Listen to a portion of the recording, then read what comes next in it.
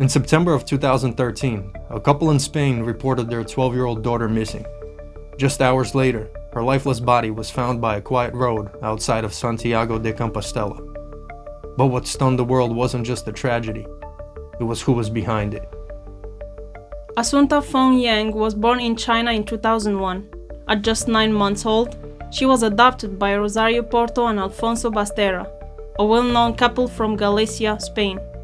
Rosario came from an upper-class family and worked as a lawyer. Alfonso was a journalist and a former editor of a local newspaper. To friends and neighbors, they seemed like the perfect couple with the perfect child. They lived in Santiago de Compostela, a historic town known for its cathedral and pilgrimage route. Asunta grew up speaking fluent Spanish, learning French, and playing the piano. She was considered a gifted child, bright, polite, and mature beyond her years. Her teachers praised her intelligence. Her adoptive parents seemed proud of her, but behind the surface, cracks were beginning to form. In 2011, Rosario and Alfonso separated, but they continued to co-parent Asunta. They stayed in close contact and often appeared together in public. Some friends found this odd. Others assumed they were trying to maintain stability for their daughter. What wasn't obvious at the time was how much tension was brewing beneath their calm appearances. By early 2013, people close to the family began noticing unusual behavior in Rosario. She seemed anxious, agitated, and exhausted.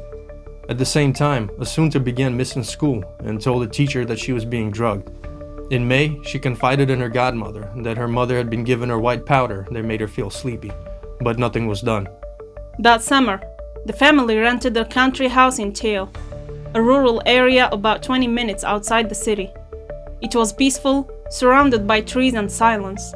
But according to reports from El País and La Voz de Galicia, Asunta seemed uncomfortable going there. She complained of feeling tired and dizzy after visiting. Still, she continued to go. In July, Asunta was hospitalized after fainting during a piano lesson. Doctors couldn't find anything physically wrong. She told them it might be the white powder again. Her parents told the doctors she was exaggerating or perhaps making things up. Her concerns weren't investigated further, and just 2 months later, she would be gone. On Saturday, September 21, 2013, Rosario picked Asunta up from her father's apartment in the afternoon. The two were caught on a security camera around 6:15 p.m., walking calmly toward Rosario's home. That footage would become key in the investigation.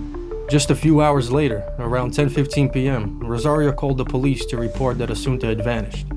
She claimed that she left the girl home alone briefly to run errands and returned to find her missing. Within hours, police began searching the area. At 1:30 a.m. on September 22nd, a couple driving down a quiet forest road in Teo saw something strange. Lying near the road was the body of a young girl. It was Asunta. Her hands were tied with an orange cord, and her clothes were disheveled. Her face was pale. Investigators confirmed that she had been strangled to death. The news shocked the community.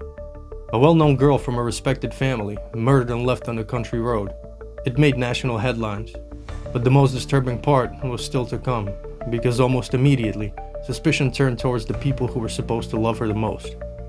Authorities began digging into the family's recent history. Surveillance footage showed inconsistencies. Rosario told police she hadn't left home after 9 p.m., but cameras showed her driving toward Teo that night around 9:30 p.m., near the area where Asunta's body was found. Forensic analysis added more suspicion. Toxicology reports revealed that Asunta had large amounts of lorazepam in her system, an anti-anxiety medication commonly known as Orfidol. It causes extreme drowsiness and can be lethal in high doses, especially for a child. When police checked Rosario's medical records, they found she had filled multiple prescriptions for lorazepam in the months leading up to Asunta's death. More shockingly, text messages between Rosario and Alfonso showed they had discussed sedating their daughter. One text read, "We need to make sure she sleeps through the night." The timeline became clear. Asunta had been drugged regularly for months. Experts later testified in court that she had been systematically poisoned, likely to make her easier to control or to prepare her for murder. The evidence was building, and it pointed in one direction: both parents. On September 27, 2013, just 6 days after Asunta's body was found, police arrested both Rosario Porto and Alfonso Basterra. Their mugshots were broadcasted on national TV. People were stunned. A mother and father accused of killing their own child. Rosario cried during early interrogations, denying everything. Alfonso stayed silent, barely speaking. But investigators believed they had enough. They charged both parents with murder. In the months that followed, more disturbing details emerged. Phone records, deleted files, and Rosario's erratic behavior in prison. The trial began in October 2015 in Santiago de Compostela. It lasted several weeks and captivated the entire country.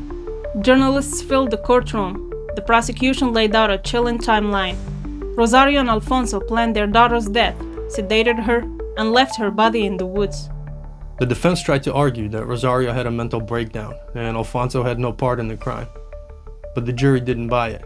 On November 30th, 2015, both Rosario and Alfonso were found guilty of murder and sentenced to 18 years in prison. Years later, the case still haunts Spain. In 2020, Rosario was found dead in her prison cell. The official cause was suicide. Some believe she never recovered from the guilt. Others think she had secrets that died with her. Alfonso remains in prison, still claiming his innocence. And to this day, no one knows exactly what led the two parents to commit such an unthinkable crime. And if you like insane crime stories like this one, check out the one on your screen now.